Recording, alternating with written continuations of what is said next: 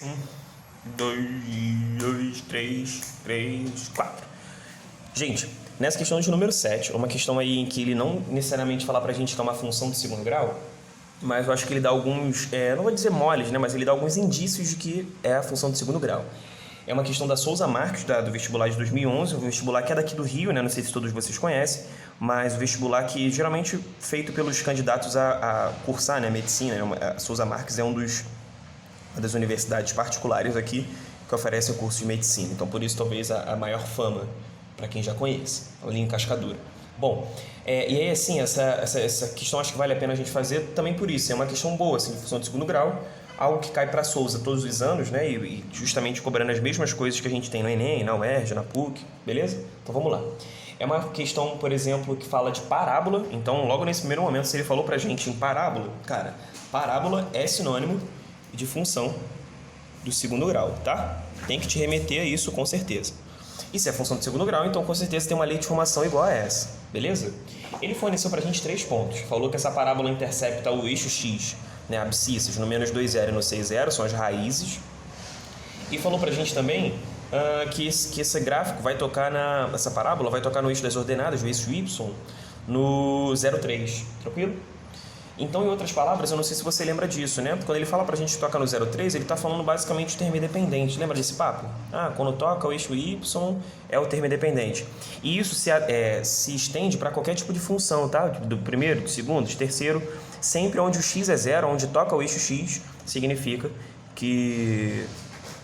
desculpa. Sempre quando o x é 0, quando toca o eixo y, ele está dando pra gente o valor de C. Então, C é 3, basicamente é isso, tá?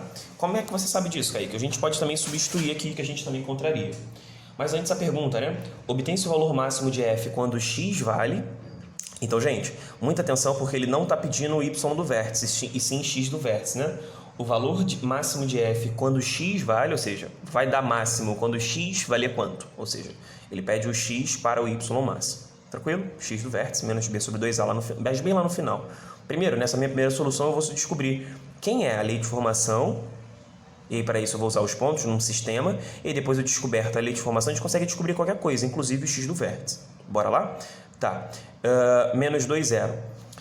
Eu acho até que eu vou começar por aqui por baixo, já que eu estava falando desse termo independente, ó. Lembrando, fx é a mesma coisa que y, né? Então a gente tem que 3 seria igual a vezes 0 ao quadrado, mais b vezes 0, mais c. E aí, por isso, b vezes 0 dá 0, a vezes 0 dá 0, então o C vai dar 3. Beleza? Tá. Se a gente sabe que o C vale 3, se você quiser, você pode agora substituir em tudo que aparecer C, você pode substituir por 3. Que é o que eu vou fazer nessas duas substituições. Ó, menos 2, 0, ficaria assim, 0 igual, vê se tu entende, 4A, que é menos 2 ao quadrado, menos 2B mais 3... E aqui seria também 0 igual a 36A, né, que é 6 ao quadrado, mais 6B mais 3. Beleza, gente? Tranquilo aí? Tá bom. O que eu posso fazer aqui? Eu acho que aqui, nessa segunda, tem uma divisão por 3 que para mim é bem interessante. Sabe por quê? Quando a gente divide aqui por 3, 0 por 3 vai dar 0, né? 36 por 3 vai dar 12, então a gente vai ter 12A's, mais 2B's mais 1 nessa simplificação. E aqui em cima, eu já vou encaminhar para onde eu quero chegar. Eu posso afirmar que 2B's são iguais a 4A's mais 3. Vê se vocês concordam comigo também. Né? Se eu passar o 2B para o outro lado, ele fica positivo. 2B's igual a 4A mais 3. Por que eu fiz isso? Para substituir nesse 2B aqui. Não sou bobo, não estou de bobeira. Aqui. Então, 0, de novo, 12A's, no lugar do 2B, mais 4A mais 3, mais 1. Daqui eu já tiro aqui, ó, vai dar 4 esse somatório, e aqui dá 16, então a gente pode fazer assim, ó, menos 4 igual a 16A's, e aí o A vai valer menos 1 quarto, beleza? Se o A é negativo, a parábola tem concavidade para baixo, mas ainda assim, depois de descoberto o A, eu preciso descobrir o B, né? Tudo bem? Quem é o B? Eu posso substituir aqui, por exemplo, a descobrir o B, ou na vermelha também, tanto faz mesmo. Então, bora lá. 2b's, lá na verde, 2b's igual a 4a's menos 1/4 mais 3. Bom, não sei se você consegue perceber, mas aqui a gente tem uma simplificação a fazer, 4 com 4, e aqui vai dar menos 1, toma muita atenção nisso. Então, a gente tem aqui que 2b são iguais a menos 1 com mais 3, dá 2, né? Então, aqui o b dá 1. Atenção aí, galera. Tá, se o b deu 1 e o a deu menos 1/4, a lei de formação está formada porque a gente já sabe o c, já sabe o a e já sabe o b. Eu nem vou me preocupar em substituir isso lá, porque como eu quero o x do vértice e eu já sei disso, eu vou direto para ele. X do vértice é menos b sobre 2a, né? Então, se é menos b sobre 2a, a gente pode afirmar que é o quê, então? Menos 1 sobre 2 vezes menos 1/4. 2 vezes menos 1/4 é o mesmo que falar que é menos meio, né? Então, ficou menos 1 sobre menos meio. E isso dá pra gente 2. E 2 positivo, né? Porque eu estou dividindo uma coisa negativa por outra. Tudo bem? Tá. Eu queria ainda nessa questão, aí a gente marca lá a letra B de bola. Queria ainda nessa questão mostrar para vocês uma segunda solução. Beleza? Se liga. Vê se você me entende. Quando ele falou lá atrás que tocava o eixo x no menos 2, 0 e no 6, 0, a gente pode fazer essa marcação aqui no gráfico. Colocar aqui, 6. E tocava o eixo y no 3.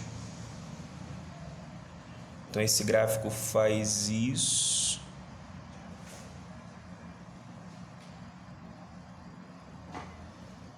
Tendo um máximo um pouquinho depois.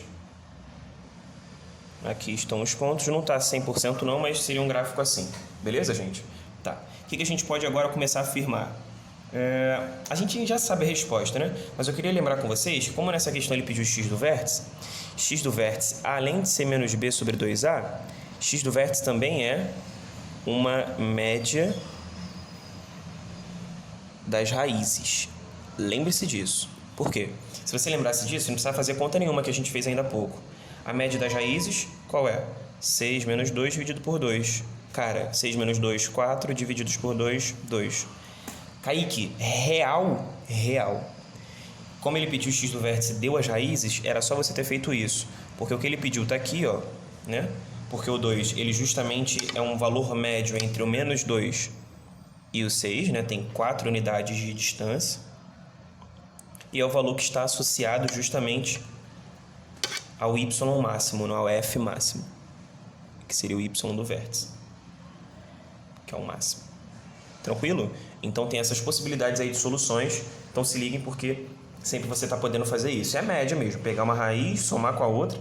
Aí quando é negativo, né? Somar um número negativo é subtrair mesmo. 6 menos 2, 4 por 2, 2. É isso, gente. Até mais.